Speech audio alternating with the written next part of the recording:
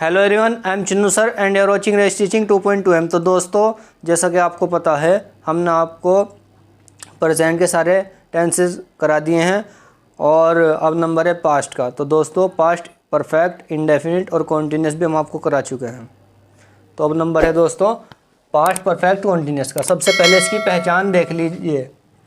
जिस वाक्य के अंत में यानी आखिर में से रहा था, से रही थी, से रहे थे प्लस टाइम आए, यहाँ देख लीजिए दोस्तों बोर्ड पे, से रहा था, से रही थी, से रहे थे प्लस टाइम आए, पास्ट परफेक्ट कॉन्टीन्यूस कहलाता है।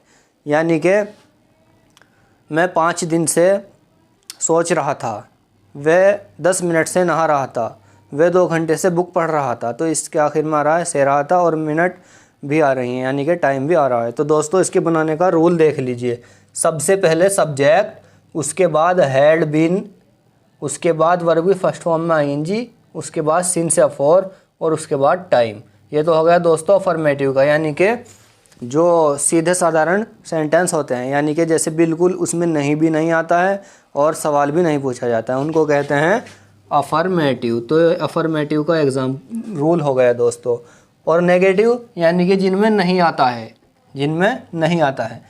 तो नेगेटिव का रूल कुछ नहीं करना। नेगेटिव के रूल में तीसरे नंबर में नोट लगा देना है, 1 2 यहाँ से 3, यहाँ नोट लगा देना है, फिर बीन, फिर सारा सेम।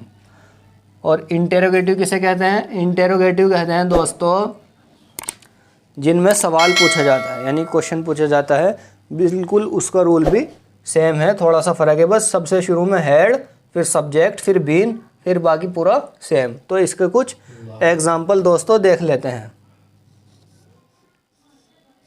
मैं 2 दिन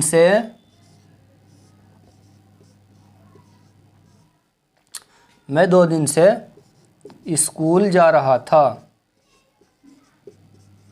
तो इसके आखिर में दोस्तों क्या आ रहा है?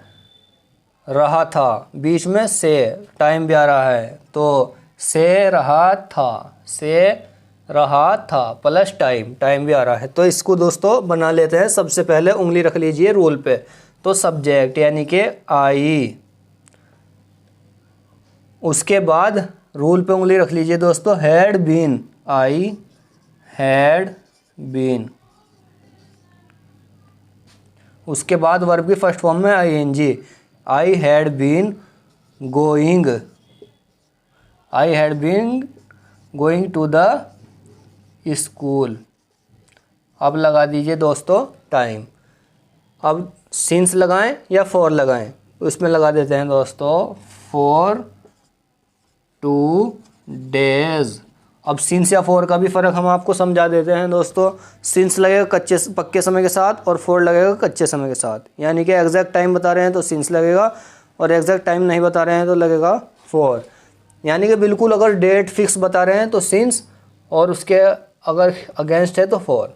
तो I had been going to the school for 2 days. ये तो हो गया दोस्तों affirmative.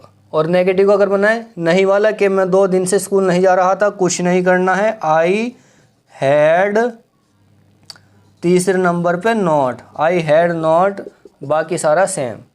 I had not been going to the school for 2 days. और अगर बनाए दोस्तों इंटेरोगेटिव का, यानी कि जिसमें सवाल पूछा जाता है, तो सबसे शुरू में हैड, फिर सब्जेक्ट हैड आई और उसके बाद दोस्तों बीन और बाकी सारा same. I had I been going to the school for 2 days. मैं 2 दिन से स्कूल जा रहा था। I had been going to the school for 2 days. मैं 2 दिन से स्कूल नहीं जा रहा था। I had not been going to the school for 2 days. क्या मैं 2 दिन से स्कूल जा रहा था? Had I been going to the school for 2 days. तो दोस्तों एक एग्जाम्पल और देख लीजिए इसका।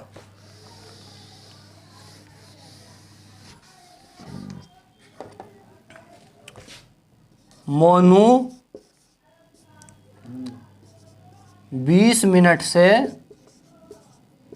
नहा रहा है, नहा रहा था।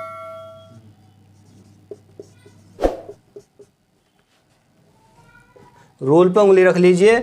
सबसे पहले सब्जेक्ट यानी कि मोनू, और उसके बाद हैड बीन, नहाने को कहते हैं बाथ, और वर्ब की फर्स्ट फॉर्म में बाथिंग, ING यानी कि Monu had been bathing 20 minute से, यानी कि सिंस लगेगा या फॉर लगेगा दोस्तों, क्योंकि 20 मिनट कौन सी है ये पता नहीं है। तो for Monu had been bathing for 20 minutes. और अगर हम कहें मोनू 20 मिनट से नहीं नहा रहा था, मोनू 20 मिनट से नहा रहा था और मोनू 20 मिनट से नहीं नहा रहा था, तो मोनू हैड तीसरे नंबर पे नॉट, फिर बीन, और बाकी सारा सेम, यानी कि Monu had not been bathing for 20 minutes. और हम क्या कहें, अगर हम कहें कि क्या मोनू 20 मिनट से नहा रहा था, तो had Monu been bathing for 20 minutes. Monu had been bathing for 20 minutes. Monu had not been bathing for 20 minutes. Had Monu